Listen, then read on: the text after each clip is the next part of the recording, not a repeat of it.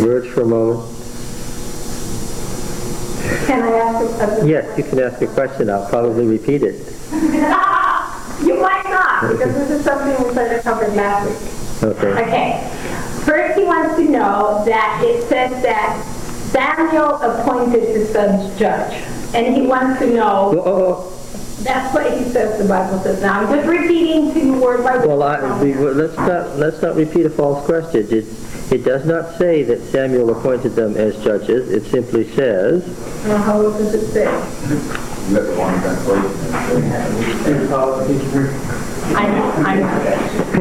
When Samuel became old, he made his sons judges over Israel, 8:1. Okay, so he made his sons judges over Israel. Now, how was that done? That's exactly what Ronnie wants to know. How was that done? Well, you answer that question for him. How was that done? I guess people chose the judges? People chose the judges. That's very good. Who were these people? Well, the assembly. The assembly, Elders. the elders, the assembly of the elders, who ran the country and had been running the country ever since the time of Joshua, and whose business it was to appoint judges. So they appointed Samuel's sons judges, and then later on they repented from doing it. I mean, they saw that it wasn't working out. No, I don't think that they did.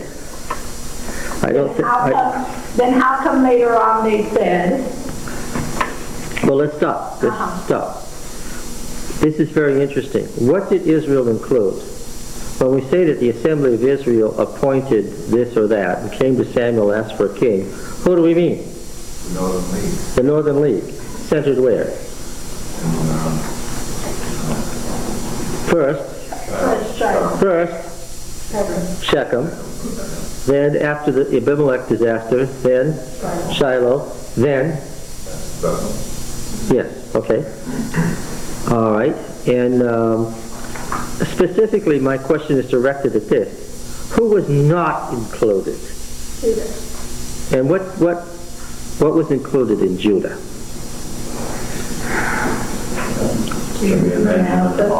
Simeon. Well, not initially. Benjamin means son of the south, right? Benjamin was what? Benjamin would be an especially inappropriate answer at this time, because what was the leading tribe asking for a king in the Northern League? Why? Okay. Which tribe was trapped between the Ammonites and the Philistines? Benjamin. Yes. Among the Benjaminite families, what family in particular was pushing for a king? Among the Benjaminite families, what family in particular was pushing for a king? This is not a tough question. Kish's family, of course. All right, now, who's included in Judah? This is going to be the setup for our next great development. If you can catch this, you'll understand why the next thing that happens. Who was not included? Well, Judah. What do we mean by Judah? We mean another league, another Hebrew league centered where? Centered where? Hebron, which means what? League city. That's why we deduced that the league was centered in Hebron. Who was included in Judah? The Kenites, absolutely. Why is that significant? Because they are the tribe of Midian from which Yahwism came. That's real important. Who else? The Kenizzites? Who else? Simeon? Yeah, part of the tribe of Manasseh was opposite Judah and was under Judah's protection. Yeah. The Calebite tribes? Okay. 6 in all, in other words. What do we have going on here? Before the time of Samuel, what do we have going on here? A rivalry of 2 leagues. Tell me about their position vis-a-vis the Philistines.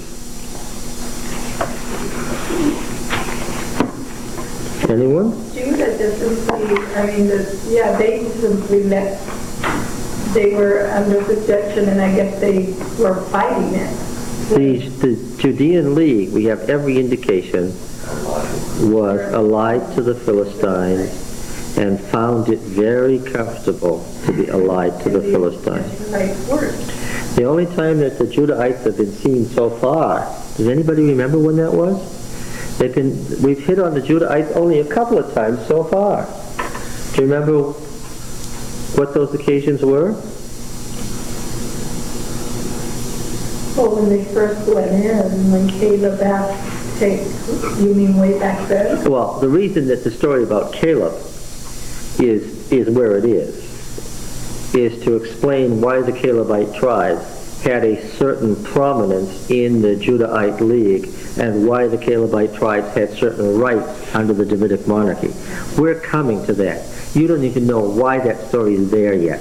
I said at the time, when we get further on, it will be obvious what this is all about. It's not obvious yet. But let's go back. We've run into the Judahites only a couple of times. What were those occasions?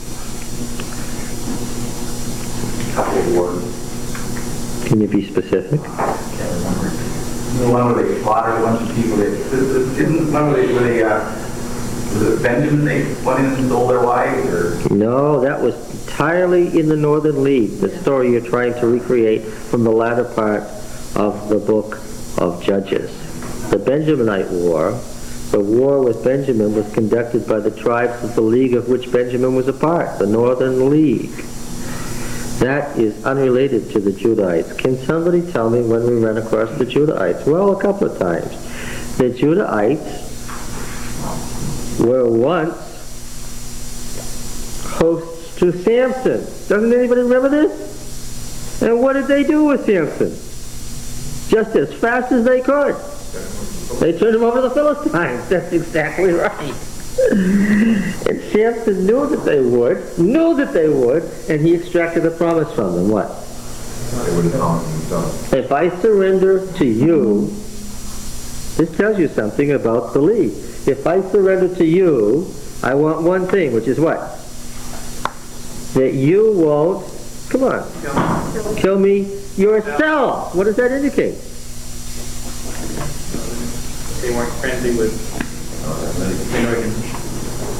Okay. Now what's another occasion? Another occasion was the unhappy time when the ark arrived at Beth Shemesh, and the Judahites grabbed it in great glee and did what?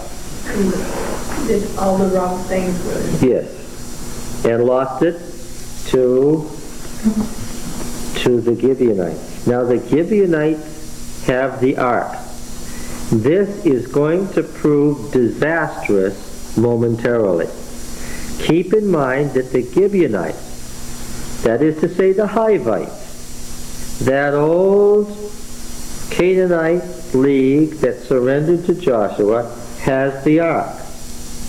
This is going to prove disastrous momentarily. Keep it in the back of your mind. Now, and what's the condition of Shiloh?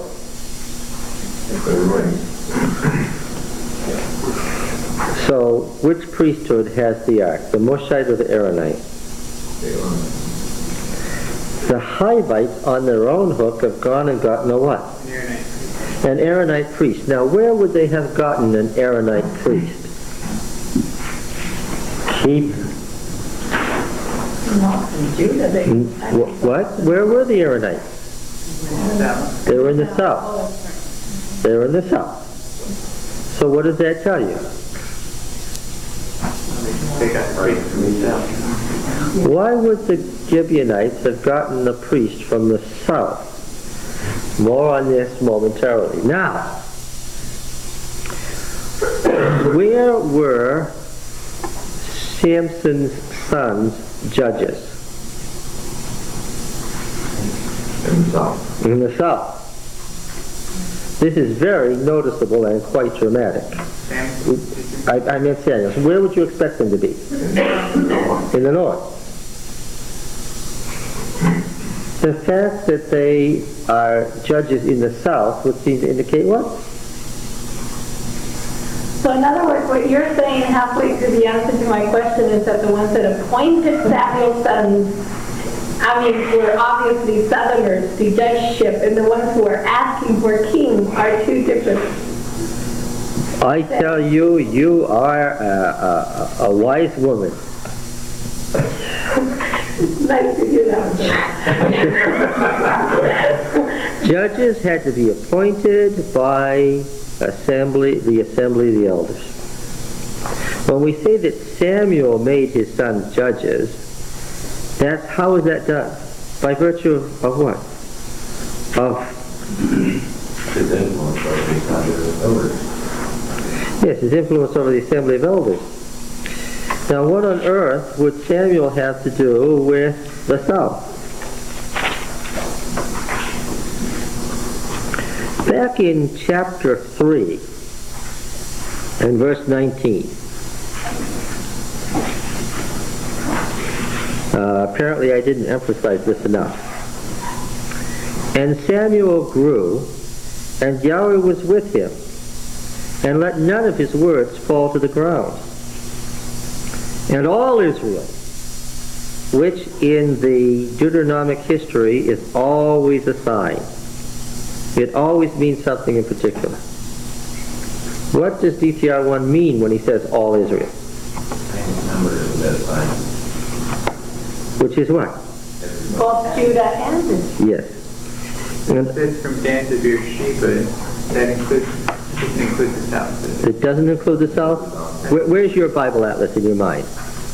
Where's Beersheba? No, don't do that. Where's Beersheba? I always think of it as... No, don't tell me what you think of it. Where is it? I don't know. Give me some cities. Shechem. Give me another city. No, give me another city. Shechem. Give me another one. I went like this. Bethel. That's a good answer. Give me another city. Jerusalem. You're doing good. Give me another city.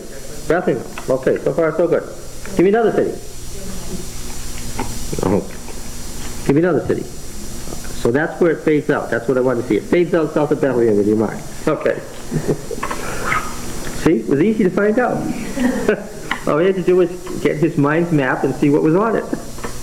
Okay, now put on your mind's map. Richard, don't look in there. Put it in your mind's map. South of Bethlehem, the next big city we're going to look at on the ridge is Hebron. Why is that important? Southern League, yes. And the next big city way down at the bottom of the ridge, where it fades out into the southern desert, is Beersheba. Okay? Now you know.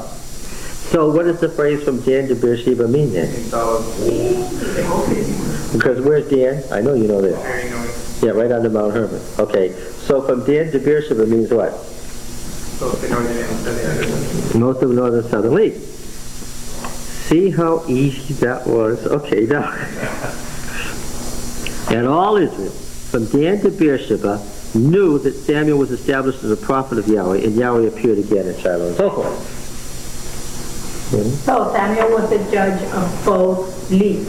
Yes. Now, what do you think effect this would have had on the Northern League? What kind of effect? Yes? Can I ask the question, why were there two leagues? I wasn't there previously. That's a good question. Why were there two leagues? I repeated it, Don. Why were there two leagues? Two different priesthoods. Well, that's an easy one to answer. Why were there two priesthoods? You got the Aaronites and the Mushites. The Aaronites and the Mushites. Okay, that's easy enough. So they just kind of split the whole mess up. And also Judah. So you think that the two leagues developed because of the two priestly families? That's your political religious analysis of why the two leagues came to be. Okay.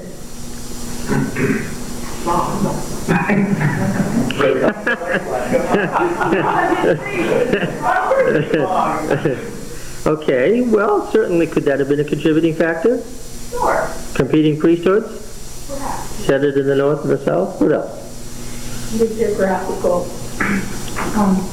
thing of both places. Is there a geographical split? I mean, it's all one north-south ridge of mountains. What could possibly have divided the north from the south geographically? An east-west path. Tell you. Can you name it? Well, it's the Ajalon Pass. The first thing that Saul did was to try to drive Aijalon, A-I-J-A-L-O-N, was to try to drive the Philistines out of the east side of it, and the, what country am I trying to think of? Ammonites out of the west side, so that he could have contact with whom? The south. If you were Saul, Roy. Now you wouldn't go mad, I'm sure, if you were Saul. It would have turned out very differently. But if you had been Saul, what political goals or military goals would you have pursued? Well, you would want to control that path. Certainly you'd want to control that path. And also to control the Jezreel Valley. Want to control the Jezreel Valley, why? Because that's another east-west cut between your tribes, Manasseh, Ephraim, and Benjamin, from the northern tribes. You want to get back Asher and Naphtali and Zebulun and Issachar. You want to get those tribes back under your control. You can't do that without controlling the Jezreel Valley. Okay. So the Jezreel Valley up here, the Aijalon Pass here, is certainly something that you want to do. Now you want to get those tribes back in the north for what? What do you want them to be? I want them to be part of the league. Part of the league. You want to draw wealth from them? Do you want to draw troops from them? Yes, okay. Now, if you, at the southern end of Benjamin, if you could, by the way, right at the top where the pass meets, there's a town, it's Gibeah. So where did Saul make his capital? At Gibeah. Right? Got it? Built his fortress there for obvious reasons. What would be the purpose of controlling the east flank and the west flank of the Aijalon Valley? You don't want to cut here, separating you from what? From what? You don't want it separating you from what? The south. Then what must have Saul hoped? For united monarchy. For united monarchy. Do you suppose that he didn't want the Judean League to stay under the control of the Philistines? He did not want them to. He did not want them. Could we take it for granted that one of Saul's main goals would be to draw the Judean League under his orbit? Can everyone accept that as a primary goal of King Saul? The Judean League, of course, didn't have any king at this time. It just had overlords in the Philistines. Everybody got this? How would you go about doing that, Roy? Everybody listen carefully. What would you do? What would you do? The Judean hills are lower. They fall naturally to the coastal plain, to the Philistine cities. The relationship is much easier between the Judeans and the Philistines. What would you do?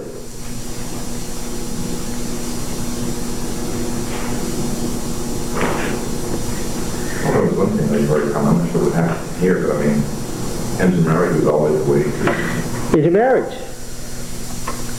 Okay. Roy says that one avenue open to King Saul would have to draw the Judean League into his orbit would have been intermarriage. Anybody agree with that? Have any feeling about that? He only had one wife. He didn't marry a bunch of people.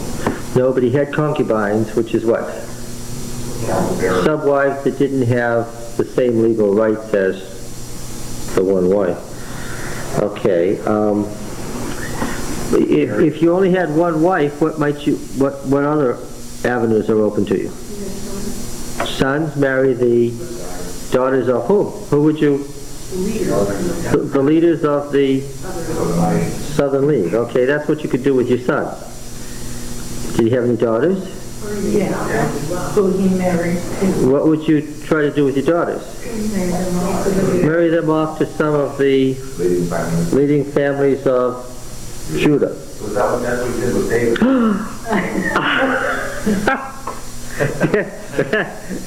Did you all hear what he said? He said, so that's what he did with David. Does it make sense? You clear? What was David doing at the court? He didn't just happen to be there, and he didn't just happen to be one of the top people in Saul's court. What was his function? Huh? Now, where in the Southern League was David's family from? Which is what part of it? Northern part of it. The northern part of the Southern League. If you were Saul and you were making your inroads, where would you begin? The part that's closest to you. Okay, so he takes this ruling family of the northern part of the league and what? Brings the sons and marries them off, and obviously among the sons, what would you look for? Well, if I was going to marry one of my daughters to one of Jesse's sons, which one would I be looking for? No, I wouldn't look for the firstborn. I'd look for what?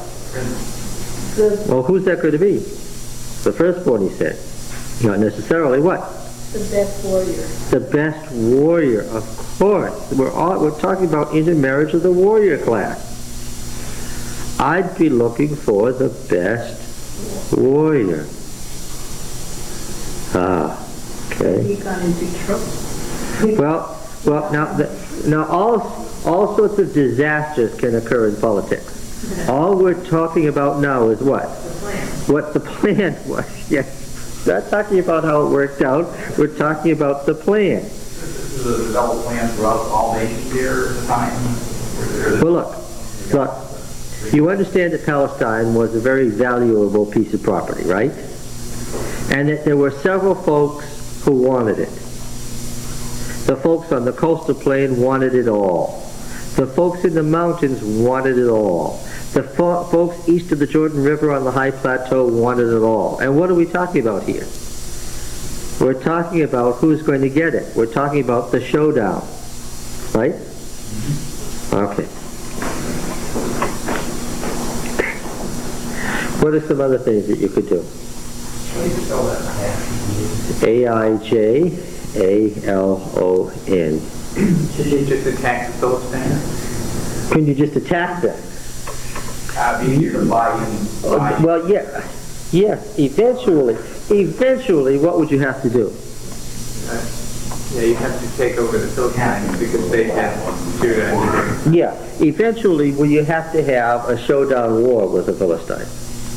Yes, but if it was me, and the Philistines had all the chariots, and the Philistines had the modern methods of warfare, and the Philistines had all the iron weapons, I would put that final battle off, how long? For as long as I could. Well, how can you put a battle off? Well, wait for them to attack instead of attacking. One way not to get them to attack is what? Go along with them as far as you can. Yes. What else? Where you do fight, what kind of fights are you going to have? Guerrilla war, right? He who fights and runs away, what? Lives to fight another day. Okay. That's the principle of guerrilla warfare. You don't want to get them mad either, that you, so you would probably use some type of non-connecting guerrillas. Mercenary troops. Try to foment other troubles for the Philistines. Try to foment trouble for them elsewhere. Say, let's make some trouble for them in Judah, while what? While we get Israel into shape. And in fact, what did King Saul do? That's exactly what he tried to do. Foment trouble for the Philistines in Judah as he gathered his strength in Israel. So far, Saul doesn't look insane, does he? No. So far, everything he did, viewed from 30 centuries later, looks what? Looks like just the series of things you would have to do if you intended to win. I have to assume that King Saul what? Wasn't insane. At this point, he intended what? He intended to win. He had a plan. And he worked that plan. Okay? Now then, there is, of course, then, this problem that we haven't really answered. How did we get these 2 leagues in the first place? Well, we've answered it partially. One was, there was a great geographical cut that ran across, east-west, across the southern end of Benjamin, that separated the Northern League from the Southern League. Another thing that's very obvious that you may not have taken into account, how far did most folks travel in their day? 40 miles. Yeah, so that if you lived in Ephraim, what might you never have laid eyes on? Judah. Yes. Yes, absolutely. Yes.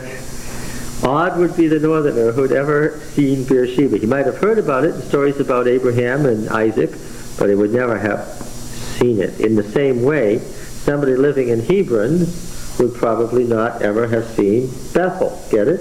So what happens when people live apart from each other? They're all totally ignorant of each other, right? And do they develop their own traditions and their own ways of seeing, especially if they have rival priesthoods? And ways of speaking. Yes, their own dialects. We saw that in the Sibylla-Shibboleth thing. The Transjordanians could tell, Jephthah could tell who the Ephraimites were and could kill them when they tried to cross the fords at night. And we've seen enough of the inter-Nicene warfare of the Hebrew tribes to know that there were sectional rivalries, weren't there? The far northern tribes fought separately from the central tribes. The central tribes fought separately from the Transjordanian tribes. The Transjordanian tribes fought separately from the southern tribes. Another thing they worked was their brothers. Yeah, yes, that's a good point. We have to contend with the fact that they were relatives. Now, why does John make a good point about that? Families can have a way of... What is the rivalry? And familiar with rivals are worse than others. Well, the Benjamite War, they except for 600 men, they killed every man in the tribe of Benjamin. That tells you something about... Now, transcending this, and in a sense it was Samuel's fault, transcending this was Samuel. In Israel, from Dan to Beersheba, knew that Samuel was established as a prophet of Yahweh. The very fact of Samuel's existence could cause people to imagine what? United. Yes. The fact of loyalty to the person of Samuel on the part of all parts of the Hebrew tribe could make you think of the possibility of what would be a united front like. Now, I'm sure that the Northern League viewed Samuel with mixed emotions. Why would the Northern League have viewed Samuel with mixed emotions? First of all, was he influential? I would venture to say, Roy, that he was the single most influential person since Moses. When people looked at him, what do we know they saw? Saw Moses. Well, yeah, let's go back to that section in Deuteronomy. We said that while we could never prove it because Samuel didn't write his name across the top, there is no doubt that beginning at Deuteronomy 16 and verse 18, we've got what?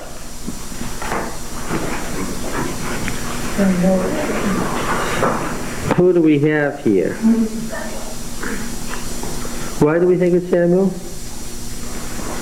He's the only one that could have done it because this came about because of when they asked for a king, and then he said he was going to write the... Well, it is the law of the king. You don't get to the king business until you get to 1714, but how do you know the rest of it goes with it? Well, you can't have a national judgeship, and you can't have a Supreme Court with a national judge, and you can't have a single high priest without what? There's no such thing as a national court without what? A nation. Isn't that obvious? You can't have a Supreme Court unless you have what? A nation, not a bunch of competing tribes. What did the American leaders find through 13 years of desperate struggle. What doesn't work? Yeah. A federation, it only took them 13 years to figure out what took Israel 200 years to figure out. That's what? A loose federation of competing petty states, what? Yeah. What we have here with a national judgeship followed by a Supreme Court, followed by a monarch who can't do all sorts of things that mean essentially the monarch is the president, followed by a national priesthood made up of the entire tribe of Levi. What we have here is a prescription for what kind of a government?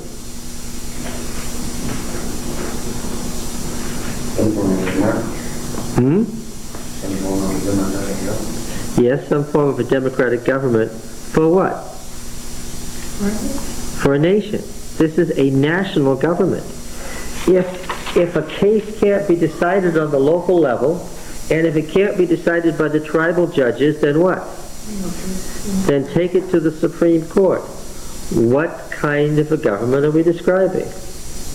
A national government. Right? Now, let me play the fundamentalist devil's advocate here. I'm going to be the fundamentalist devil today. Moses wrote these words. I know because my Bible says so. It's all prophecy. Yeah, Moses was prophesying about something 500 years away or 400 years away. We just smile. Well, don't smile. Tell me what problems I may just have involved myself in by saying that. Is there any problem with that?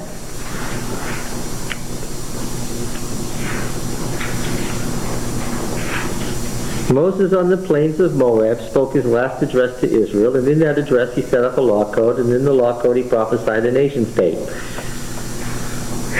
The problem manifests itself this week.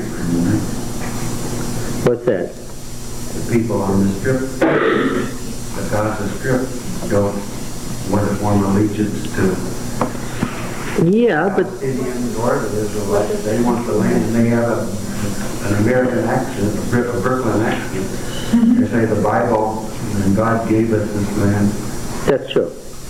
The American Jews are the worst of the worst over there. They're not going to give up the land because they are fundamentalists. And they say what?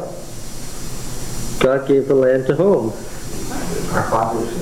And therefore what? As fundamentalists, they know what? God's word is always true, therefore what? They're not going. But I want you to tell me, I'm speaking as a fundamentalist now, my Bible says that Moses is speaking, and Moses spoke these words. Moses set all this up. Moses, I'm talking about the Moses of the Exodus. Moses, the lawgiver, gave these laws, and that's that. Well, in the first place, why would Moses talk about anybody sitting on their throne? Moses prophesied a king. When you talk about what they're going to do in their town, you really have town. So Moses was prophesying about when they came into the land that they'd have towns. Huh? What? It sounds good to him.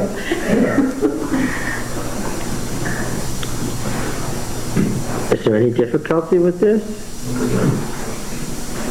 Other than the obvious fact that every single sentence refers to the time of Samuel, what difficulty do I involve myself in saying Moses wrote this? He wasn't there at the time. Well, it's true that Moses wasn't there at the time that all these became issues, but let's just say that Moses prophesied it. God gave Moses the light to tell him all about something that was going to happen, a crisis that was going to happen 400 years ahead. Yeah, but what examples in the Bible do we have of prophecies being that detailed? A prophecy is being that detailed that far in advance. I can't think of any. Oh, this example right here. Well, okay, this is it.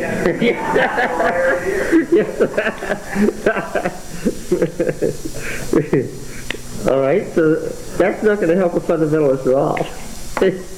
He's going to say, having eyes you don't see. Come on now, what difficulty does this involve? First of all, what is the most significant part of the whole passage about the law of the king? The setting up of what? Of the prophet. Now, how long had they been using the term prophet in Samuel's day? They hadn't. What did you say? They hadn't. They hadn't been using the term prophet? No, but Moses was a prophet, so he prophesied of a prophet. No, anyhow, yeah, they hadn't. How do you know that? It says somewhere that they call them seers. Yeah, it does say somewhere. That somewhere is 1 Samuel 9 and verse 9. Formerly in Israel, when a man went to inquire of God, he said, "Come, let us go to the seer. For he who is now called a prophet was formerly called a seer." So the most significant part of the law of the king is the setting up of a prophet, and we find out that the very concept did not exist until when? Well, Samuel, until late, not yet when Saul went to see him when he was a young man, not until later than this. Okay. Wouldn't the fundamentalists say Moses used that word right here in Deuteronomy? And then nobody else thought to ever use it again for 400 years. Yeah. That. Does that make any sense? Is that even a defensible argument? That Moses used a word that nobody knew the meaning of, that had not come into vogue, and then nobody thought to use it for 400 years, and then all of a sudden at Samuel's time somebody started using it. Is that a defensible argument? No. What other problem do we have? The biggest problem we have is that the text says, who wrote the law of the king? Where does it say that? Oh, you mean in Deuteronomy? No. First It said in 1 Samuel where? Oh, yeah, it says Samuel wrote this all down, and, Where does it say that? there's that. 9, 1 Samuel 10:25. 10:25. Then Samuel told the people the legal duties of kingship. Question. If this whole long passage had been in Deuteronomy for 400 years, what would Samuel not have had to do?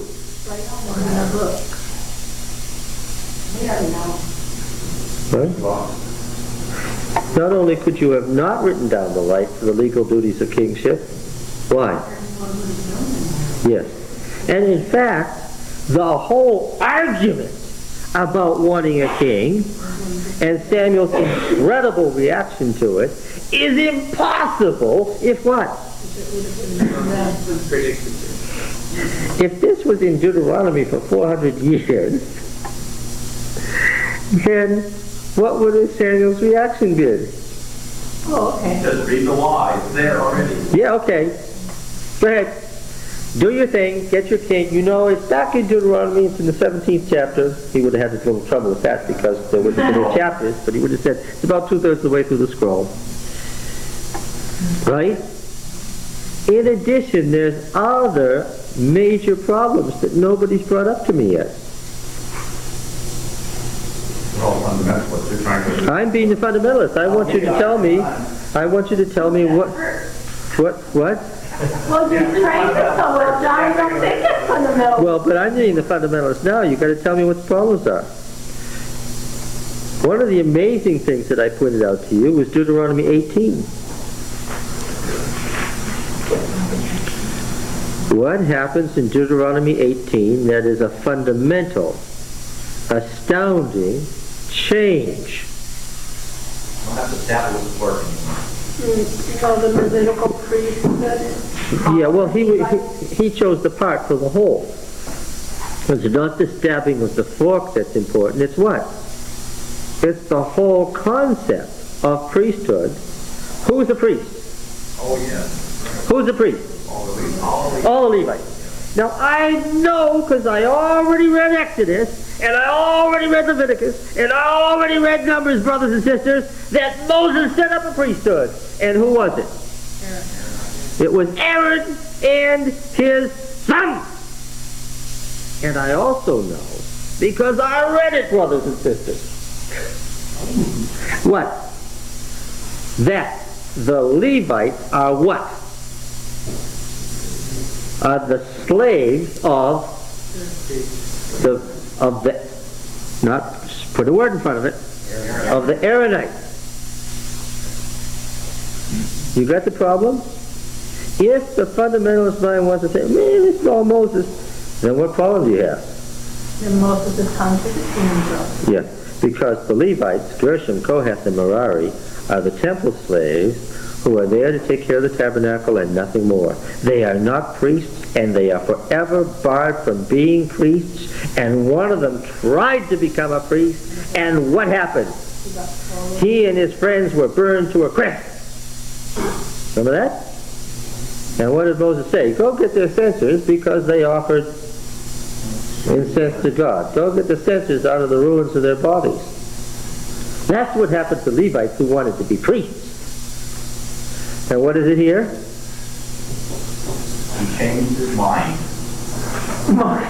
Moses changed his mind. Okay. All right. All right. What other inconsistencies are there?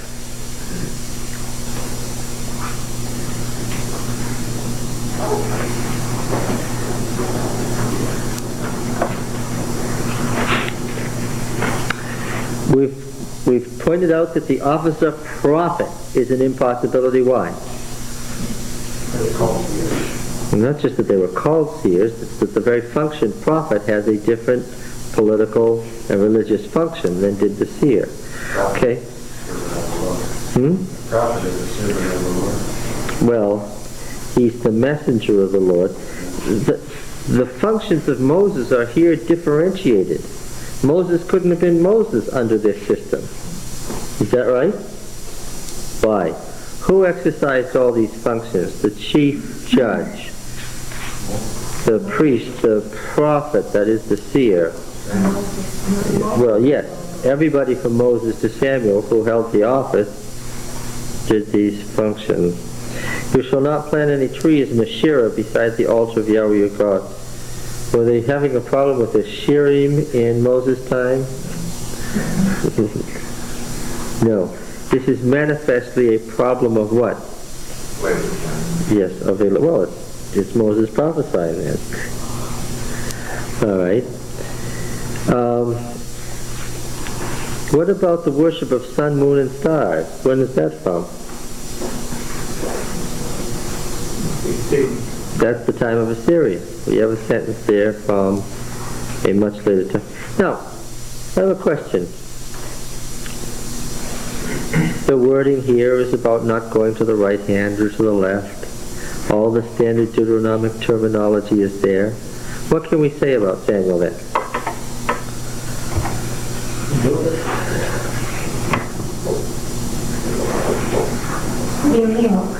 In relation to D, who is D?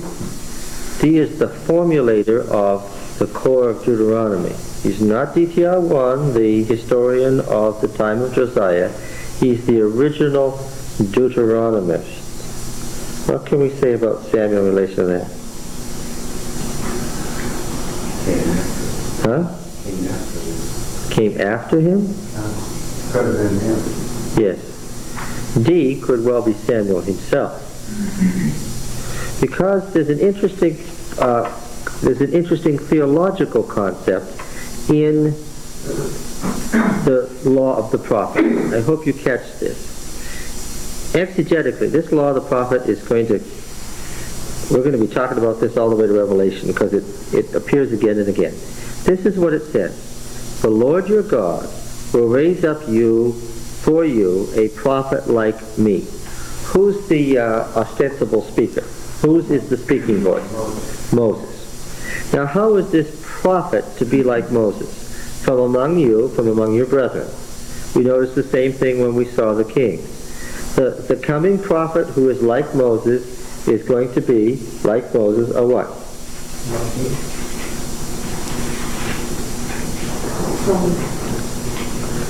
It's going to be what? It's going to be a priest, you would guess. What was Moses? He was one of the two original priests. The interior tabernacle and the exterior tabernacle. We've gotten used to this now. Who was the minister of the interior tabernacle? Aaron. Who was the minister of the exterior tabernacle? Moses. Oh, we go. Boy, we've got this down now. We've got 2 tents of meeting functioning, right? Now, it would not be a surprise if this person came from what family? The family of Moses. But Samuel isn't. Samuel isn't? No, that's what I was thinking about all week.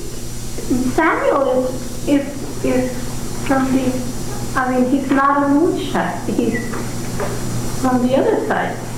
Isn't he? He's from Ephraim. He's an Ephraimite? And that's from the other side. And I think so he's not a Mushite. And if he's a Deuteronomist, then I was going to ask you, this is very interesting. Of course, well, right. First Chronicles 6, Elkanah was the Kohathite. Which is from the south. Well, that's the Mushite. well, wait a minute. The north is the Mushite. The north is the Mushite, right? The south And where's Elkanah from? from the south. Elkanah's from the south? Where's Ephraim? Ephraim was the leading tribe of the north the last time. Never mind. Yes. Okay. Yes. All right. Never mind. Yes. The sons of Kohath, Amram. Yes. The point is that Amram, the father of Moses, is of the Kohathites. This is the family of Moses. Right? Okay. Gershom, Kohath, and Merari were the 3 sons of Levi, according to the chronicler. And of those, the family of Amram is of this Kohathite family, of which Samuel is a descendant. Eli, what was Eli doing in the south? In the north then? Let me get this straight. Then Eli was a descendant of Aaron, right? No. He was also Lucian? Yes. Never mind. I guess this week my brain has You know that because who is Eli's descendant? Which of David's high priests is descended from Eli? Zadok or Abiathar? What does Abiathar mean? Aviezer? My father is Jethro? Okay. All right. Yes. So, all we're talking about between Samuel and Eli is second cousins. Okay. All right. Now then, the Lord your God, Yahweh your God, will raise up for you a prophet like me from among you, from your brethren. Him you shall heed, just as you desired of Yahweh your God at Horeb on the day of the assembly, when you said, let me not hear again the voice of Yahweh my God, or see this great fire any more, lest I die. And Yahweh said to me, they have rightly said all that they have spoken. I will raise up for them a prophet like you from among their brethren, and I will put my words in his mouth, and he shall speak to them all that I have commanded him. And whoever will not give heed to my words which he shall speak in my name, I myself will require it of him. What will the prophet like Moses speak? The words of Yahweh that are put in his mouth. What did Moses speak? Which were put in his mouth. So that if we could identify this prophet like Moses, who would we be listening to? Yahweh. Through Moses, to whoever this person is like Moses. Theologically, this person can speak in Moses' name and what? He wants to help. Yes, because this is the promise that's being fulfilled, that God would use Moses as an intermediary so that they wouldn't have to listen to the voice of God directly. The law of the prophet in Deuteronomy 18:15 and following. And one took this to be Samuel writing this, so then it could be mean that Samuel's saying that God will raise up another prophet. Oh, that's exactly right. Samuel is writing about himself. This would not work as a method unless the people already believed what? I am saying that. You do understand that I'm saying that Samuel wrote this law. But is he writing it as if it were Moses writing it, or is it writing as if Well, wait a minute. What's the speaking voice in Deuteronomy? No. What's the speaking voice in Deuteronomy from beginning to end? You don't need to turn the page to answer this. This is not a trick question. What's the speaking voice in Deuteronomy? The Lord God. No, it's just laws that doesn't really... What's the speaking voice in every verse of Deuteronomy, in every sentence of Deuteronomy? What's the speaking voice? Why is this a hard question? What is the speaking voice in Deuteronomy? Well, if it says raises up like me, that sounds like first person. Forget this law. What is the speaking voice in Deuteronomy? Well, it's Moses. It's Moses speaking to what Israel? What Israel? What is no Dan and no Bishop? What? Absolutely wrong. Come on now. Israel, after his last address to Israel. Where are they? The plains of Moab. And what generation Israel is it? The one that was What generation? Give me a number. This is Moses speaking the new covenant to the second generation obedient Israel. Right? The concept of the new covenant is a prophetic concept, right? And a new covenant was necessary. Why? What was the old covenant then?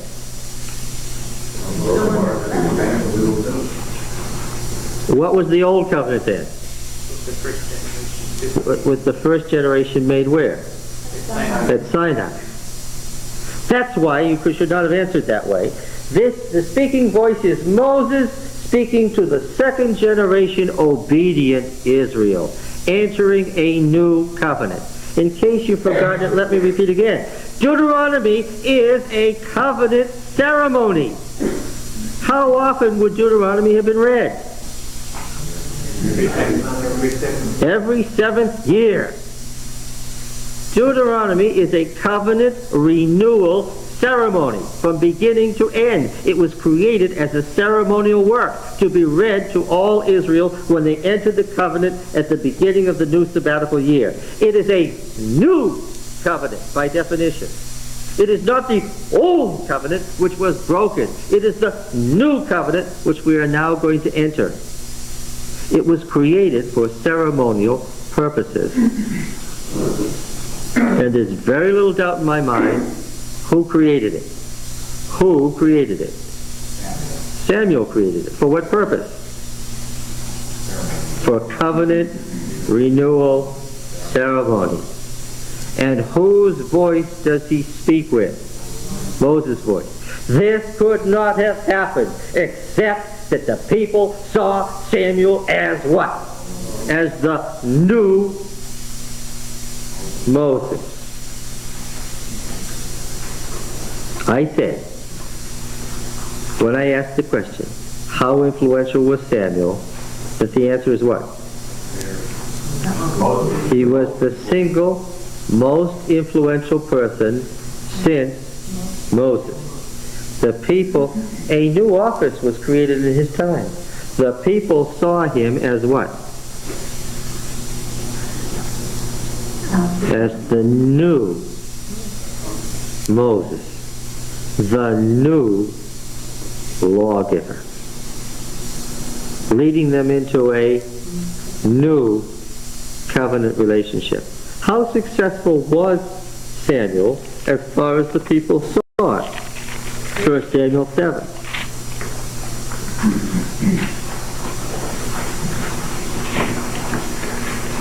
What does Samuel ask them to do? 1 Samuel 7:3. Samuel said to all the house of Israel. For one thing, Samuel's the first person to speak to whom? To all of Israel, which immediately places him in a different category than Samson or Gideon or Jephthah. Joshua, wasn't he speaking to all? No. What did Joshua do? He dismissed the tribes as soon as the initial war was gone so that they could go back over there. He made one thrust to the south, and then what did he do? He sent the southern tribes to do what? Go to do their thing. One thrust to the north, and what did he do? He sent the northern tribes to do what? Go do their thing. Don't we imagine, though, at the covenant renewal ceremony, like in Joshua 24, that was all Israel gathered? And who created that covenant ceremony? Is that a record of what Joshua said? You're reading all sorts of things. Were you here with us in this class? Then Samuel said to the house of Israel, if you are returning to Yahweh with all your heart, then put away the foreign gods and the Asherim from among you, and direct your hearts to Yahweh and serve Him only, and He will deliver you out of the hand of the Philistines. So Israel put away the Baals and the Ashtaroth and served Yahweh only. Is that a big statement? Yes. And who does this happen under? And Samuel said, gather all Israel at Mizpah, and I will pray to Yahweh. So they gathered at Mizpah and drew water and poured it out before Yahweh and fasted that day, and said, we have sinned against Yahweh. And Samuel judged the people of Israel at Mizpah. Now the Philistines heard the people of Israel had gathered. The tyrants of the Philistines went up against Israel. When the people of Israel heard that they were afraid of the Philistines, the people of Israel said to Samuel, do not cease to cry to your God for us. How did Moses fight wars? What? When God, right? When the Amalekites came to attack Israel, what did he do? He sent out the armies of Israel, but what? He lifted up the rod and what? And cried to Yahweh all day and what? He didn't go out and fight like Gideon, did he? No. All right. So Samuel took a sucking lamb and offered it as a whole burnt offering to Yahweh. And Samuel cried to Yahweh for Israel, and Yahweh answered him. As Samuel was offering up the burnt offering, the Philistines drew near to attack, but Yahweh thundered with a mighty voice that day. What does this thundering with a mighty voice remind you of? You've got to catch the image. What? Yes, the imagery of Sinai. The storm god appearing. What has Yahweh done that He hasn't been doing for centuries with the coming of Samuel? He came back. He appeared. It says that Samuel what? Saw Him. Remember that? Yahweh stood forth and saw Him, and Yahweh appeared again at Shiloh. For the first time in centuries, somebody is saying what? I have seen Yahweh face to face. And when the people saw that, they said what? This is another Moses.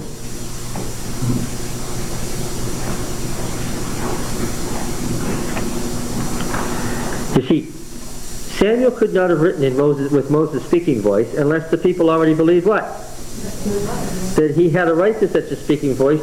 They would have said to him, this is a nice covenant ceremony written here, fellow, but you plagiarized. You're trying to pretend you're Moses. Don't publish this book and pretend Moses said this. You just said this yesterday. You just wrote this down. Who do you think you are? But what? The people would have thought what? Moses didn't do it as he wanted. Yeah.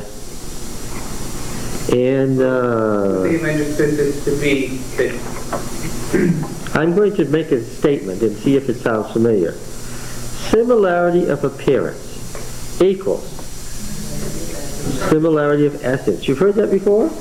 Or did you just make that up, Lucy? Yes.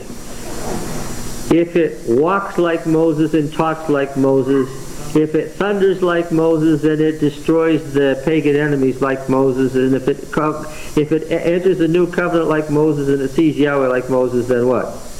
That's a Moses. You can tell that. But would they have thought that in Deuteronomy that this was what the Moses at the plains of Moab said, or would they understand that this? Of course they would have. Why?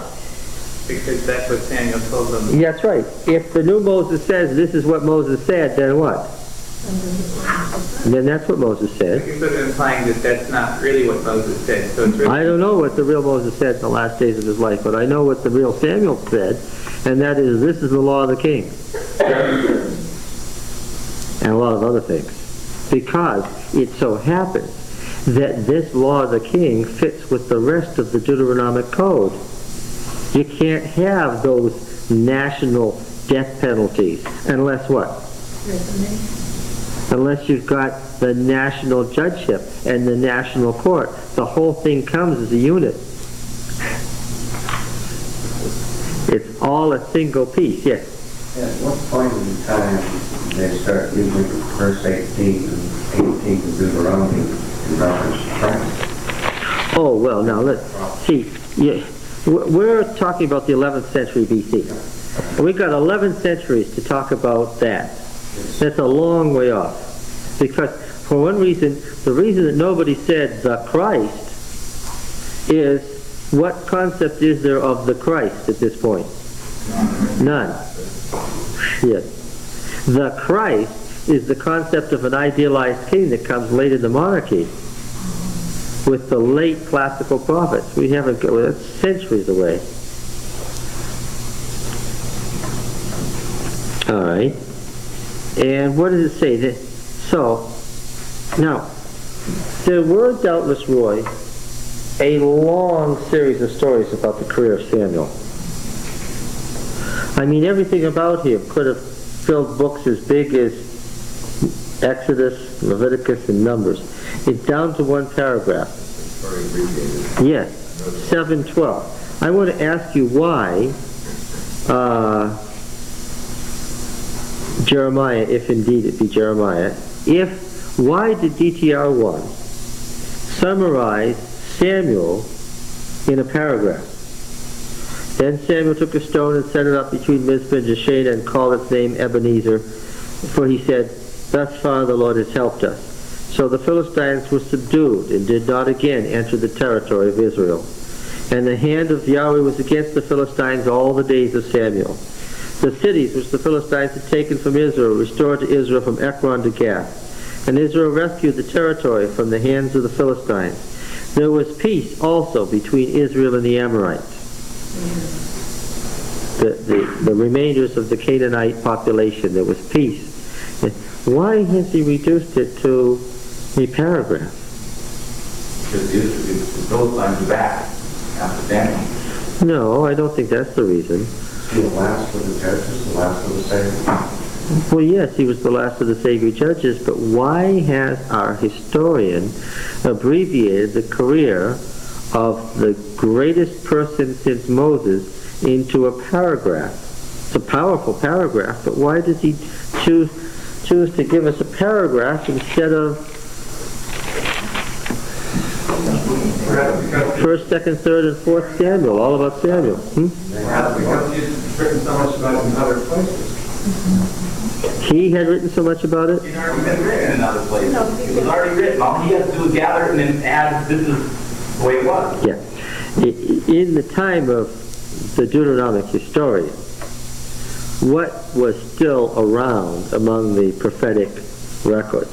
Those are very 10 volumes. What? Those are David's. Yeah, well, the 10 volumes about Samuel. Yeah. Right.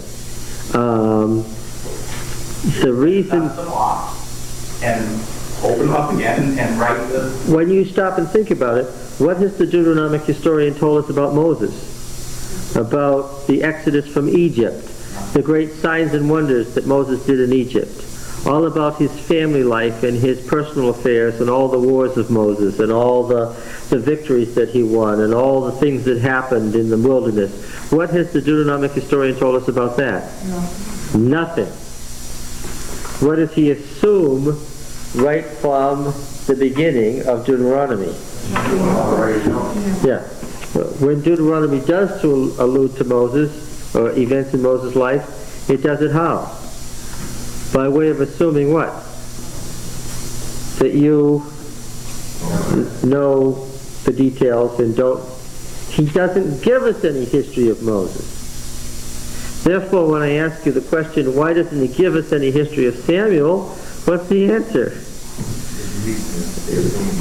If he omits Moses, is it a surprise that he omits Samuel? He doesn't tell you about Moses and Samuel. Why? He goes to great lengths to tell us about Joshua. He's created a book. He strung together and expanded this old book of Saviors into the book of Judges. Why does he do that? There's things he thinks we need to know. But about Moses and Samuel, what? Unfortunately for us, what? As far as the career of Samuel, the next time we find him, he's an old man, and the only reason he's here is so we can talk about the rise of monarchy. As far as Samuel from a young man to an old man, what do we have? We've got this paragraph. This is irksome. But nevertheless, what? That's what we have. But don't, because of the brevity of this, miss the point. And what's the point? Samuel was the single most important religious figure in Israel other than Moses before the monarchy. Right? If you want to go to the two great high points, they're Moses and Samuel. That's the age from Moses to Samuel. And the Deuteronomist presents it as such. After Samuel, what? Yes. A different kind of thing. Yes. Why does it say then in chapter 31, verse 24, and it came to pass when Moses had made an end of writing these words of this law in a book until they were finished, that Moses commanded the Levites which bear the ark of the covenant? Oh, yeah. Yes. Deuteronomy 31. Yeah. 24. Moses wrote this law and gave it to the priests. Now, you weren't here when we talked about the structure of Deuteronomy 31. It contains 4 separate sources that are piled together, and they're unfortunate. If you'll read through, you'll see that nothing hangs together. Moses dismisses the elders are still standing beside him. After the elders are standing beside him for a while, he asks for the elders to come back. It's because we've got several different stories here. What is the law which he wrote and put into the Ark of the Covenant?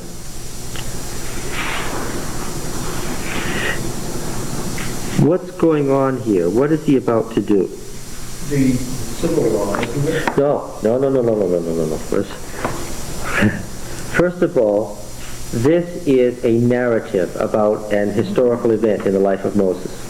What is it that Moses is doing? Do you have a heading in your Bible? The law to be placed in the ark. What's above that? The appointment of Joshua. So, do you read 31:1? Can you read these words with me? So Moses continued to speak these words to all Israel. What does that tell you? What do words like "so Moses continued to speak these words" tell you? What kind of words are those? Yeah, who writes those kinds of words? An editor writes those kinds of words to make things hang together. And what he says is, I'm 120 years old this day. I'm no longer able to go out and come in.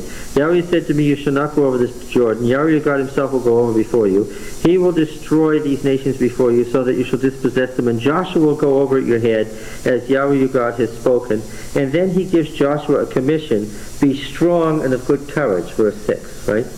And we're going to find that he keeps saying to Joshua to be strong and of good courage. In verse 14, and Yahweh said to Moses, behold, the days approach when you must die. Call Joshua and present yourselves to the tent of meeting that I may commission him. And Moses and Joshua went and presented themselves at the tent of meeting. We already know which tent of meeting this is. Is this the interior or exterior tent of meeting? Yeah. Yahweh appeared at the tent in the pillar of cloud and stood by the door of the tent. And Yahweh said to Moses, da-da-da-da-da-da-da, and read verse 22. So Moses wrote this song that same day. This is the introduction of the Song of Moses. And he taught the people of Israel. And Yahweh commissioned Joshua, the son of Nun, and said, Be strong and of good courage, for you shall bring the children of Israel into the land which I swore to give them. I will be with you. And then the story breaks off, and we have time to listen to the Song of Moses. And in Joshua 1, what's the story? God says in verse 5, No man shall be able to stand before you all the days of your life. As I was with Moses, so I will be with you. I will not fail you or forsake you. Be strong and of good courage. You see those words? See verse 9, Have I not commanded you, be strong and of good courage? What feeling do you get about Joshua? I've been afraid. He's not weak and he's brave. What? What feeling do you get about Joshua that he keeps being told, be strong and of good courage, be strong and of good courage, be strong and of good courage? Yes, yes. And when did he get courageous? Do you remember?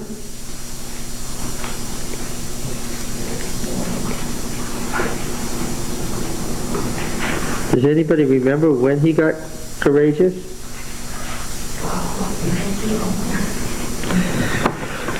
He got courageous after the success that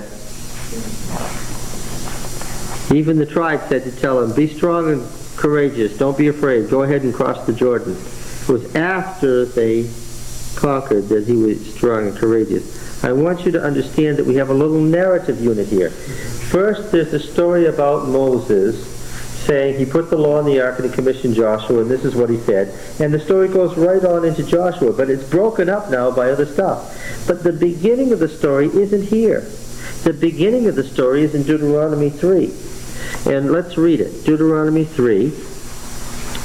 And here's what it says in verse 23. See, you don't know that it's all broken apart because you don't have the whole picture here. And I besought, this is Moses speaking, Yahweh at that time saying, O Yahweh Elohim, thou hast only begun to show thy servant thy greatness and thy mighty hand. For what God is there in heaven or on earth who can do such works and mighty acts as thine? Let me go over, I pray, and see the good land beyond the Jordan, that goodly hill country in Lebanon. But Yahweh was angry with me on your account, and would not hearken to me. And Yahweh said to me, Let it suffice you, speak no more to me of this matter. This is one of the many places where Deuteronomy disagrees with the other picture of Moses in P. In P, why doesn't Moses get to go over? Because he's done something wrong. Why doesn't he get to go over in Deuteronomy in D? Because the people have done something wrong, and Moses is their sin bearer. Okay? And we'll come back to the concept of the sin bearer later. Obviously, then the prophet like Moses will probably do what? Listen carefully. Then the prophet like Moses will probably do what? He'll probably bear sins. So the one coming like Moses is probably going to be a sin bearer. You getting the beginning of the picture, Pete? Yeah. All right. Say, what did Moses do in Egypt? They weren't called miracles. Wonders, mighty wonders. They weren't called wonders. He said it. Signs. He did great signs. Ed, your question last Sabbath morning was what? How does the Gospel of John present Jesus? Moses was the one who gave the tabernacle. The glory of Yahweh descended onto the tabernacle, right? And Moses did what? He did signs. And those signs delivered Israel and brought destruction to those who didn't believe. Right? Now in the Gospel of John, what happens? Jesus does signs. And those signs deliver some and destroy others. Get it?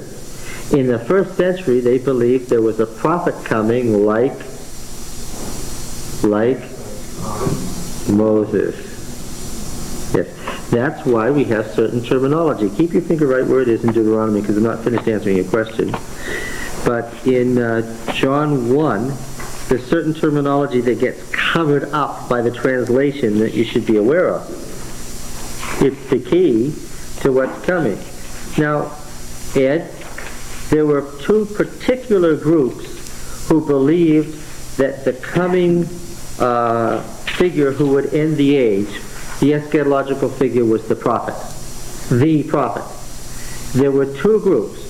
The Essenes and the Samaritans, in particular, believed that the one coming to end the age was the prophet like Moses. The Essenes and the Samaritans. Now, in the Gospel of John, Jesus is what? Or, let me repeat it again. There were two groups that believed, yes, or Samaritan, yes. Would it surprise you if we found Essene or Samaritan terminology in the Gospel of John? No, okay. Now then, what did Moses speak? What did Moses have? The words of God. And it won't surprise you a whole lot that in the Septuagint, what word is that he'll have my word in him? The same word as in John 1? Yes, of course. It's the logos. Yes. The pre-existing word. Right? All right. And, of course, there's all kinds of echoes of Genesis here, isn't there? There was a tradition that Moses wrote Genesis, and that Genesis 1 was Moses about the creation, right? What's the first thing God did? God said what? Let there be light. In the beginning, anarche, it says in the Septuagint. And how does the Gospel of John begin? Anarche. The Word was with God, the Word was divine. He was in the beginning. All things were made through Him, and without Him was not anything made that was made. Genesis 1 is in mind here. In Him was life, and that life was the light of men. The light, doxa, is the word for the glory, right? The kavod, the glory that descended from Sinai onto the tabernacle. Okay? And so we read in verse 14, and the Word became flesh and what? Skene, tabernacled among us. Okay? So the Word became flesh and tabernacled. It's the word for Shekinah. Remember the Shekinah? The indwelling glory of God in the tabernacle. The glory descended from the mountain. The kavod descended from the mountain onto the tabernacle. And Yahweh Shekinah in the tent. Yes. And the Word became flesh and tabernacled among us, full of grace and truth. These two words are the words for chesed. Remember this word that I brought up to you again and again? Chesed, covenant, faithfulness, and emet, truth, faithfulness. When you hear that Yahweh is faithful in the Old Testament, that's emet from amen, the verb, amen. We say amen. Let it be faithful, let it be done, let it be fixed. The same word. Okay? Full of chesed and emet. Full of covenant, faithfulness, and fixity or reliability. Okay? So here he's dragging together all these covenant terms. You can tell that the person being talked about is the one coming who is like Moses. We beheld his glory, doxa, such glory as the unique Son from the Father. All right? John bore witness and cried, "This is he of whom I said, he who comes after me ranks before me, because he was before me. And from his fullness we have all received." Now John, of course, is the prophet. You understand that John is the stand-in for the prophet. Later on he's going to say, the law and the prophets were until John. John is the prophet. John is the old age. Okay? For the law was given through Moses, but grace and truth, chesed and emet, came by Jesus Christ, by means of Jesus Christ. There's clearly a comparison and contrast to Moses, and here's the one, the eschatological figure who's greater than Moses. It's very clear what he's doing. And this, no one has ever seen God, right? Is that true? No one's ever seen God? What was the tradition? That Moses had seen God. No one has ever seen God. The only Son who is in the bosom of the Father, he has made him known. And this is the testimony of John when the Jews sent priests and Levites from Jerusalem asking, who are you?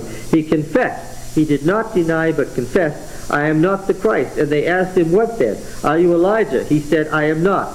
Are you the prophet? Who is it he? It's Deuteronomy 18. Are you the prophet? He answered, no. So they said, who are you? He said, what do you say about yourself? I am the voice of one crying in the wilderness, make straight the way of the Lord, from the second Isaiah, when God's glory is going to be revealed to all nations, as Isaiah said. So he's the forerunner of the impending glory. Yes. I had a footnote in my today's English version in referring to the prophet here, saying that the Jews had a tradition that there was a prophet that was going to prepare the way for the Messiah, but that somehow didn't seem right to me, because John says that he is not the prophet, but then he goes on to say that he is the forerunner of the Messiah. Well, but you're missing the point. Who's the prophet? Who's the prophet in the Gospel of John? Who is the coming prophet? Christ, yeah. So it would be a mistake to say that they were viewing the prophet as being a forerunner of the Messiah. When you say they, the Jews, as soon as you say the Jews believed anything, right away I know that you're generalizing so badly that you're not doing exegesis. The Pharisees, the Sadducees, the Essenes, the Samaritans were at war with each other. They were at theological war with each other. And what we want to know is who believed what specifically. And then we'll find out the origin of the gospel. Okay, Ed? I've as good as told you the origin of the gospel is either from the Samaritans. And there's a third possibility. Since the Essenes and Samaritans both hated the priesthood in Jerusalem, right? And since their Samaritan works turned up at Qumran, and since the Palestinian text of the Old Testament that's witnessed at Qumran is the same Palestinian text that the Samaritans used, that what? No. That the Essenes and Samaritans may have influenced each other in their theology, and that the Gospel of John is simply what? Yes. From that anti-Jerusalem. It's very important. What did the Essenes call the folks who lived to the south of them? To the west of them, up there at the top of the hill. The Essenes were priests. They were Zadokite priests who had fallen out of favor in the 2nd century BC. The Essenes were a priestly class who thought their cousins, the priests running the temple, were wicked. They were the bad priests. And they frequently referred to those folks as what? Tell me what you know about the Gospel of John. The Jews. They referred to the people in Jerusalem with the scornful title, the Jews. While we, the sons of light, say, the Jews say. No, there's an irony, right? And the Samaritans, of course, referred to their favorite theological enemies, their cousins, as what? The Jews say. And because the people in Judea were so straight-laced and so perfect, Roy, and were too good to come in contact with the Gentiles, and looked down on Galilean Jews as a subclass, because the Galileans lived up there among all the riffraff of the nations, right? It was called Galilee of the Gentiles, right? It was known that if you were a Galilean, what? You were some kind of impure sub-Jew. Well, of course, if you look at people that way, they'll probably respond in kind. How did the Galileans refer to their brethren in the south? They scornfully called them the Jews. Right? Okay. The Galileans called the Jews, the straight-laced Judeans, the Jews. The Essenes called them the Jews. The Samaritans called them the Jews. In the Gospel of John, the folks who don't believe are what? The Jews. Does that give you a hint about the background? Okay, now then. So there's the prophet like Moses. Getting back. We were in the middle of a narrative, but I told you that wasn't the beginning of the narrative. Moses was saying he wanted to go in and see the land in Deuteronomy 3. And we began at verse 23, and he was told in verse 26, let it suffice you, speak no more to me of this matter. Go up to the top of Pisgah, and lift up your eyes westward and northward and southward and eastward, and behold it with your eyes, for you shall not go over this Jordan. But charge Joshua, and encourage him, and strengthen him. Encourage and strengthen. What did Moses say to him? Be strong. Strengthen him. What did Moses say? And be of good courage. Where's the rest of the story? It's broken apart now, but where's the rest of the story? For he shall go over to at the head of this people and shall put them in possession of the land which you shall see.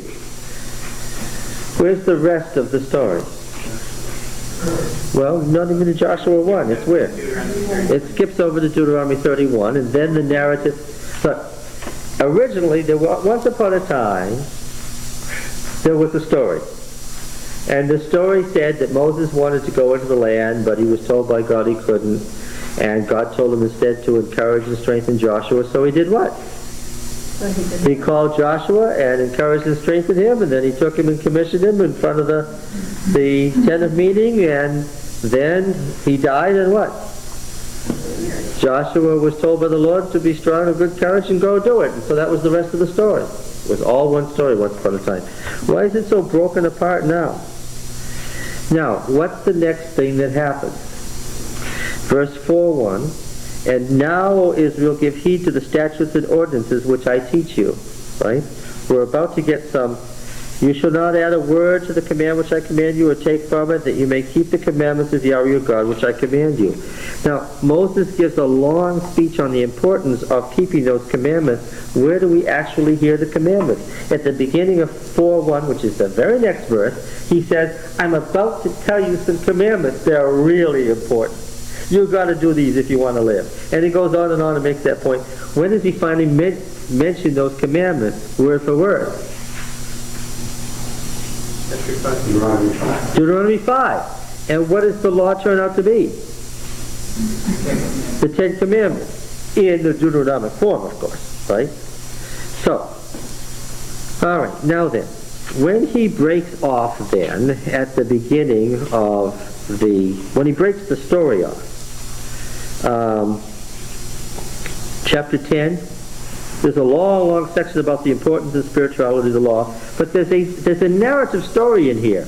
The narrative story has been greatly expanded by all this sermon material. But at that time the Lord said to me, good, we're back to the story. Hew 2 tables of stone like the first, and come up to me on the mountain and make an ark of wood, and I will write on the tables the words that were on the first tables, which I broke, and you shall put them in the ark.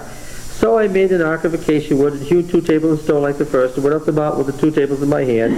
And he wrote on the tables, as at the first writing, the 10 words which Yahweh had spoken to you on the mountain, out of the midst of fire, on the day of the assembly, and Yahweh gave them to me. Then I turned and came down the mountain, and put the tables in the ark which I had made, and there they are, as Yahweh commanded me. Okay, got the picture? Where did he put the law? In the what? In the ark. Okay.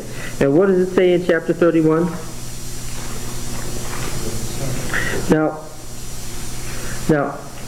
the story is badly broken up by all this sermon material and all these laws. But when we pick up the story again in 31:9, so Moses wrote this law and gave it to the priests, the sons of Levi, who carried the Ark of the Covenant, to all the elders, and Moses commanded them to da-da-da-da-da-da. What was the law in the original story that was referred to? The Ten Commandments. God wrote them, and what? And Moses wrote a copy that the priest could have access to. Why did the priest need a copy they could have access to? Because presumably, what would they not do? Yeah, they shouldn't be opening the ark to take what? to take the Ten Commandments out so they could read them. Now what were they again? Let's go get them out of the ark and see what they are. Lift it up. Oh, there they are. Yes, again. I remember now. Here's what they are. Instead, Moses is pictured as what? Writing a copy. But the verse as it now stands, broken up from the original narrative, and with all this legal material in between, makes it look like what? Well, makes it look like Moses wrote what? And of course, this was the editor's purpose, by the way. This is not accidental. This is deliberate. It makes it look like what? Moses wrote what? This whole, everything in between. Yes. That's a good question. All right.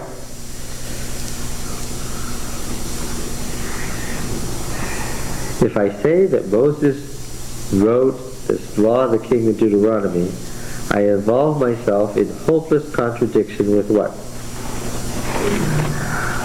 With what? With what has been said about Moses where?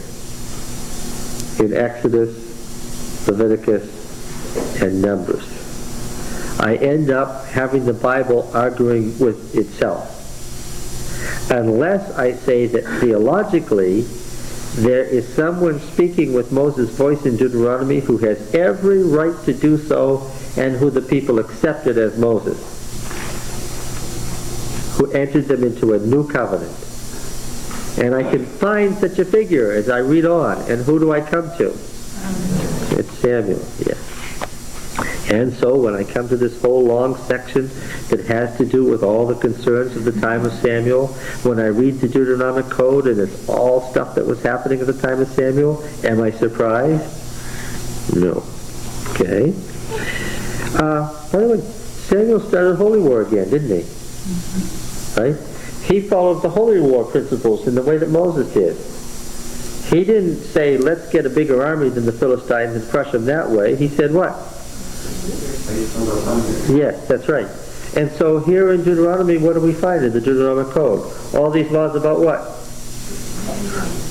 There's a whole set of laws that could be labeled how to conduct a holy war. Right? Found only in Deuteronomy. None of it is found in Genesis, Exodus, Leviticus, or Numbers. Only in Deuteronomy. Okay. Do you have a question, Lucy? Not at the moment. Not at the moment? I'm just curious. So the Israelites today,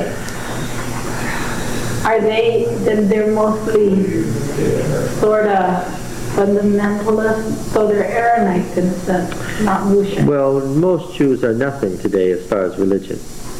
But there is at the center of Judaism a fanatical core of fundamentalists who believe what?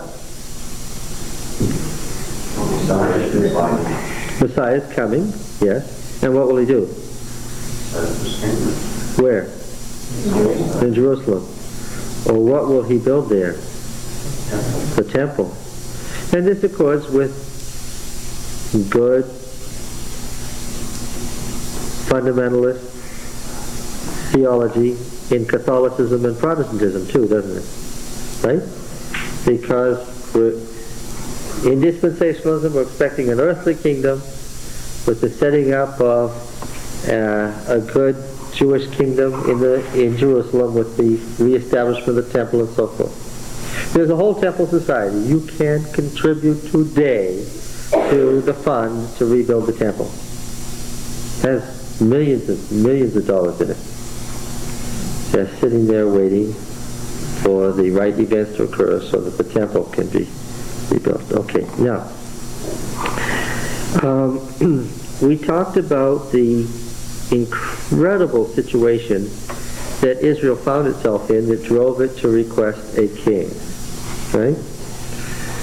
Can you repeat some of those things? The Philistines, yeah, which had become an incredible crisis. They had gone, not only did they have the whole coastal plain, but they had the Valley of Jezreel, and now they had the Jordan Valley. So Israel was on three sides, and of course the fourth side was Judah, but the problem with that was what? They were in the Philistines. They were, in Philistine subjection. So what would you say about the central tribes? The central tribes were surrounded. And of course, What was their relationship to the Transjordanian tribes and to the tribes north of the Jezreel Valley?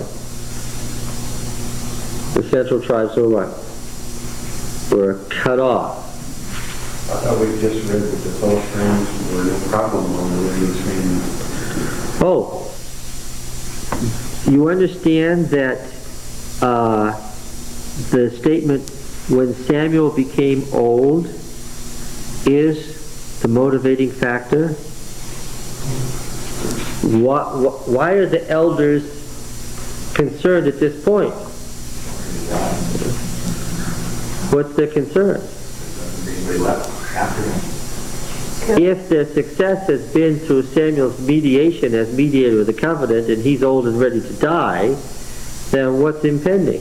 We're in trouble. We need somebody else. Well, what about the sons? They're over there with Jesus. They were, yes, and that's exactly the point. They were doubtless viewed as traitors. Samuel had put them where? And Samuel had done this deliberately. I hope you catch that. Samuel had put the sons in the other league, at the far end, in the far south. He had obviously Samuel was shoring up his own power, and also what? Keeping his sons far away from the northern league. I told you that the same sons turn up in David's court, and the grandsons, Heman becomes the great officiant who runs the temple service in Solomon's day. And we got a slew of psalms with his name on them in our Bible, right? Heman. He's the grandson of Samuel. So there's quite a political background to this. All right. And what's their complaint? You are old, and your sons don't walk in your ways. What are they saying? It isn't that the Philistine threat hasn't always been there. It's what? That it's subdued in Samuel's time, but what? As soon as Samuel's gone, Coming back. did they see a crisis impending? The worst crisis of their history. Now again, the assembly would be the last people who would want a king. Who stood to lose political power at the hands of the king? They did. Huh? They did. They did. The assembly, yes. Then Samuel just sat down, figured this whole thing out, oh, this is the perfect thing to go for. Well, here's what he did. At first he said no, but then he sent them away. Go every man to his own city, right? And then it's picked up in 10:17 where he calls them back. And when he calls them back, they cast lots and they choose the king. And it's Saul the son of Kish the Benjaminite, of the Benjaminite family that is the farthest family west. The family, the warrior class family that faces the Philistines. Yes. Of all, as I said before, of all the tribes of Israel, if the lot hadn't fallen on Benjamin, I would have asked the Lord if he had made a mistake and maybe we should cast the lots again. And I would have cast them and kept casting them until the Lord saw fit to make the tribe of Benjamin the one where the king was coming from. Why? Yeah, absolutely. And of all the warrior class families in Benjamin, which one gets the kingship? The one for whom it is the greatest crisis, the one that is looking down the age-long path at what? At the Philistines, yes. One's going to do something right away. The family that is most likely to see this as a crisis and to have thought about what to do about it, and the one most likely to say, yes, this is what we need to do. Right? There's no surprise at where the lot fell. And then it says in 25, now months have passed. What does it say in verse 25? After they've got the king and they said, long live the king, then Samuel told the people the legal rights of kingship and wrote them in a book and laid it up before the Lord, which is where Moses is said to have laid up the law. So he didn't leave him high and dry. He set up the great system for him. He set up the original separation of powers system. That's right. where he had an executive branch, a legislative, a judicial, a priesthood that was separate from all the rest, and above and over all was what? No, not a priest, a prophet. So there was separation of state and church. Yes, he separated out, which of course there wouldn't have been. Before, the taxes were going directly to support the sanctuary, right? That's what Leviticus says. But now the taxes are going to the king. And the priests get theirs from the tithes of the people, which made them semi-independent. And I want to ask you, given King Saul's character and given his goals, could he stand a priesthood that was an independent force that got money directly from the people separate from him? What? Okay. But look, what Samuel has done is a wonderful thing for separation of powers, but it's a disaster for Saul. What can't he do? What can't he do? He can't multiply wives, so there goes the intermarriage deal, right? So he can't have chariotry, so he can't develop a standing army, and he can't meet the Philistines on the plains on their own means. Why? But because he wanted, it's very clear from the law, he would have had the money to be down there pumping money into Egypt to buy Egyptian chariotry, because the word horse actually means chariot horse here. He's specifically forbidden to develop a chariot army. You can understand why the elders were relieved to hear these terms and went along with them, right? Why? It prevents the monarchy, so they thought, from what? Developing into a big Canaanite kingship, like the one described at Ugarit, that this looks so much like. So all Saul had to do was go to the prophet and say, What am I to do? come on, Daniel, do it again, let's do it.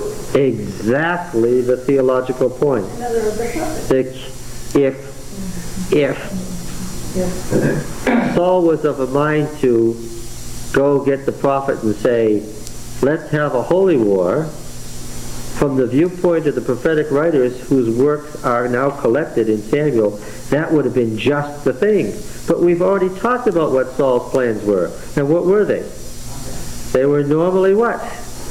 Regular plans for political and military development. Right? He wasn't watching too closely to how Daniel was operating before.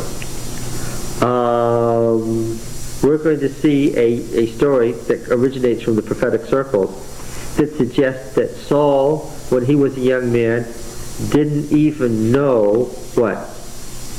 What a prophet was. He never even heard of Samuel. He was out. This is the picture in this story that we're going to read next, and it comes from the prophetic circles, who didn't like Saul at all. So we have to keep that in mind. The picture of Saul here is what? He's out looking for his father's lost asses. And his servant said, And the servant has to tell him what? What to do. Right. And he says, thus seer. Right? And meanwhile, what's Samuel planning to do? This is a completely different picture. What's Samuel planning to do? Anoint him. So he goes up to the high place, and he's given the highest place, and he says, what? What's going on? And the prophet tells him to stay, and he stays overnight, and he says, shouldn't I go back? Daddy's probably worried about me now. And the prophet says what? Don't worry, your father isn't worried about you. And then he says, but the lost asses. And the prophet says what? Don't worry, they've been found. And what finally happens? Where does he end up? The Spirit of God seizes him, and where does he end up? Among the prophets prophesied, which he did or did not want to do. Obviously, he didn't want to do it. Yeah. Oh. What? Oh. Yeah. All right.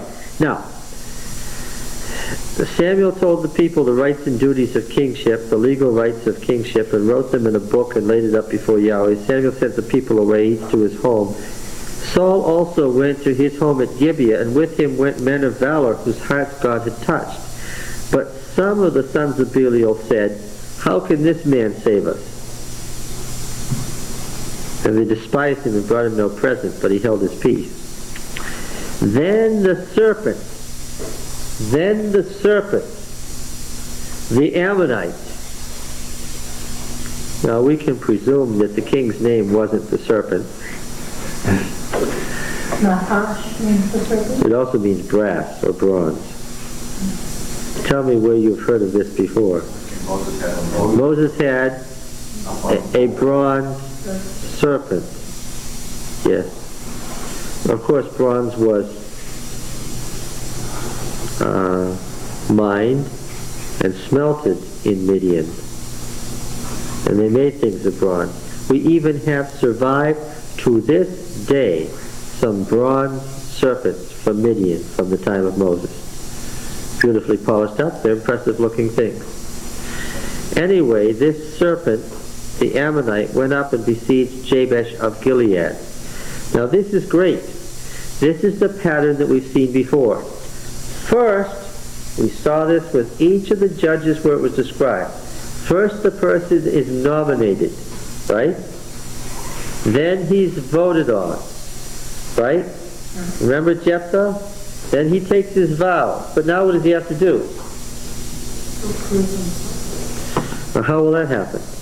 The Spirit of God will take possession of him, and he will do some mighty deed by which he beats the enemy, like Samson, like Jephthah, and so forth. This is the classical picture of how it works. And then, after he has won that victory, then what will happen? Then he will be given the full authority for which he had been designated. But you only get the authority when? After proving yourself. Yes. Now Nahash the Ammonite went up and besieged Jabesh of Gilead, and all the men of Jabesh said to Nahash, "Make a treaty with us, and we will become your slaves." But Nahash the Ammonite said to them, "On this condition I'll make a treaty with you, that I gouge out all your right eyes and thus put disgrace on Israel," because nobody in the league was able to save them. The Ammonite king wants to disconnect the Israelite tribe from the Israelite league across the river, and to permanently separate them from the Israelite league, that they could forever remember, our brethren didn't save us from this. Okay? What does the Ammonite king want? We saw this in the story of Jephthah. The Ammonite king wants all of Transjordan for himself, and he doesn't want the Israelite tribes to have any loyalty to the other Israelites in the league. Of course, one of the things we said would have to be, one of Saul's great purposes would be to do what?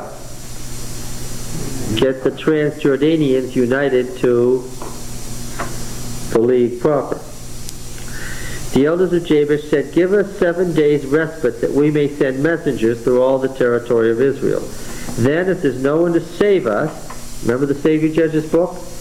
"We will give ourselves up to you."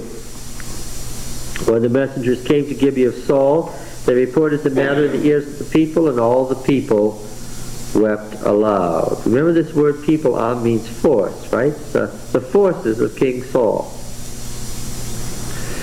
Now Saul is not much of a king right now. What is he doing? What is he doing? He's out in the field plowing. Behind the oxen. Saul said, "What ails the people, the force, that they are weeping?" They told him the tidings of the men of Jabesh. And the Spirit of God came mightily upon Saul when he heard these words, and his anger was greatly kindled. Back to Judges.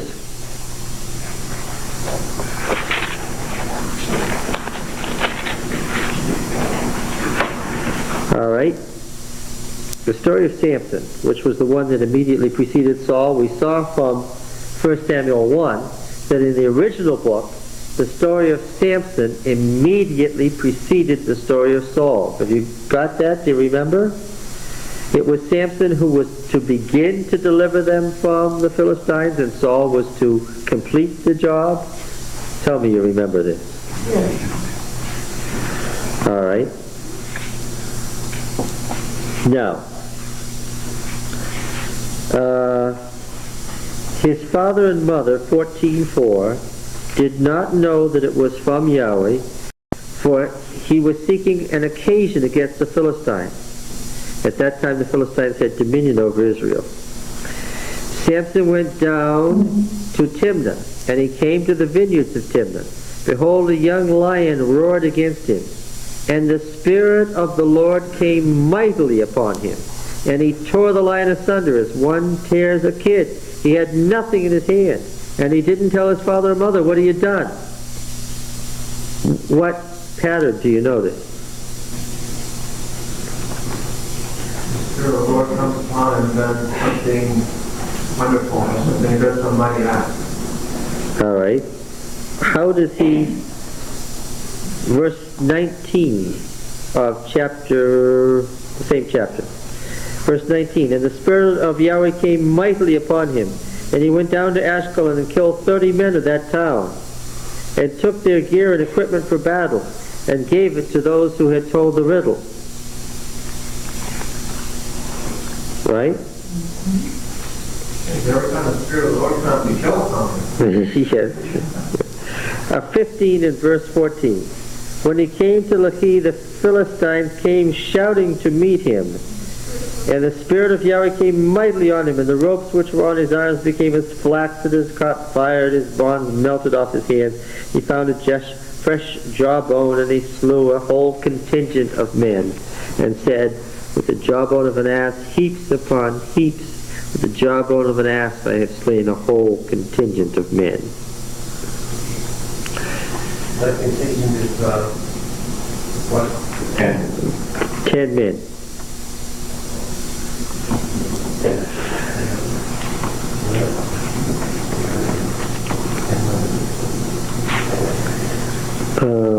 And what feeling do you get about his mental state when the Spirit of God comes on him like this?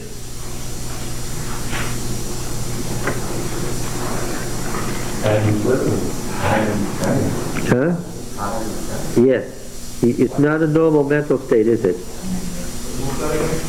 I asked, what kind of a mental state does he appear to be in when these things happen? Is it a normal mental state, or some kind of heightened or frenzied or manic state? All right. Now what has happened to Saul here? The same thing. That's the point. It's not only the same thing, it's the same thing in the same words. Do you understand that this story is the follow-up of the story to Samson?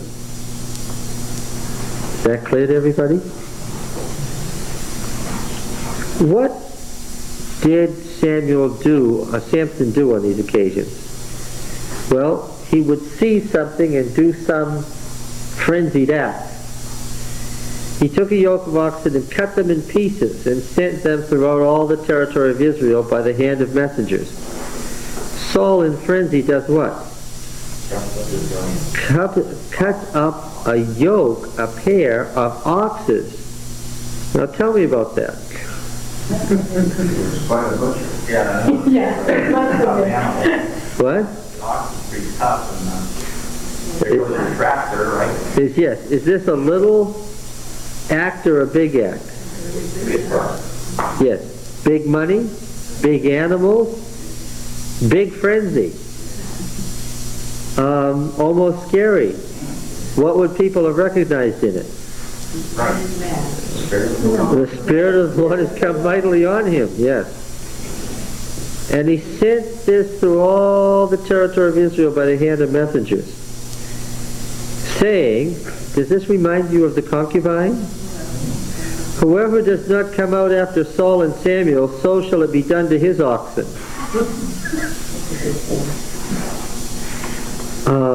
There's the beginnings of something here. Yeah. This doesn't appear to be a suggestion, does it? Would you take that as a suggestion? Because if that's what was done to your oxen, you had an awful feeling about, then the dread of Yahweh fell on the people and they came out as one man.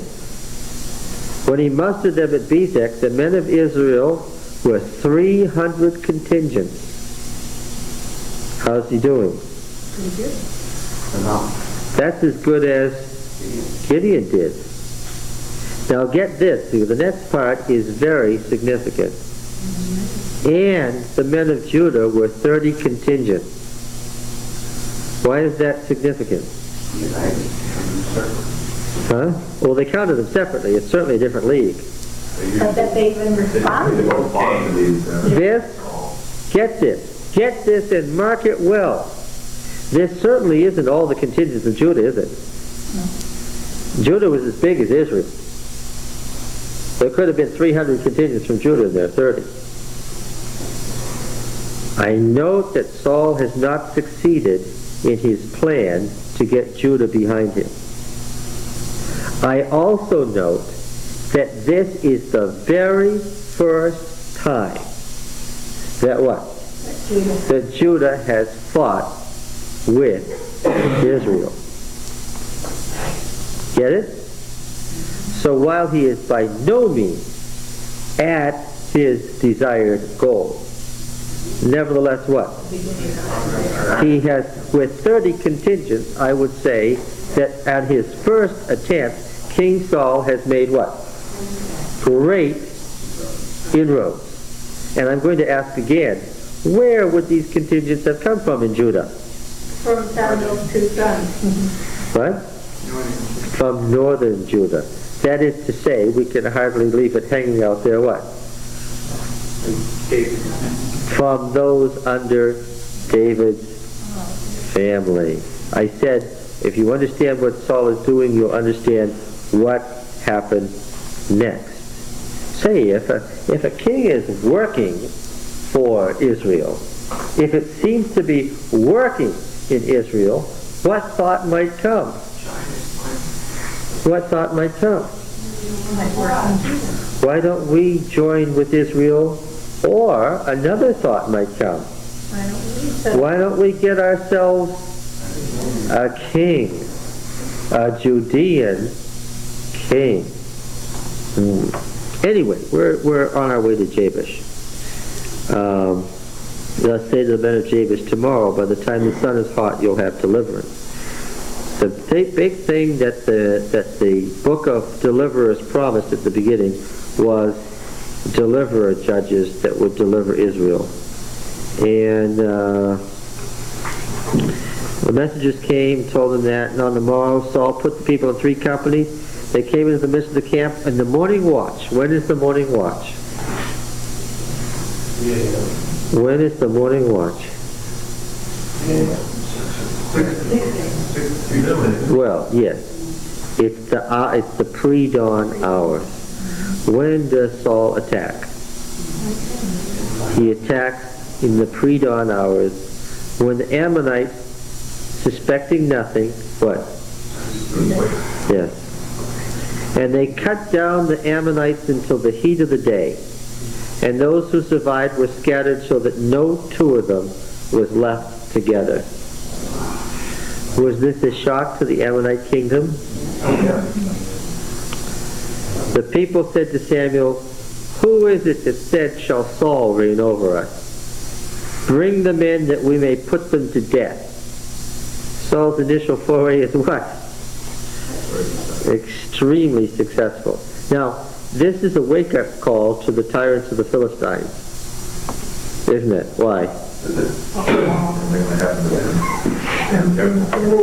Yeah. Saul said, not a man shall be put to death this day, for today Yahweh has wrought deliverance in Israel.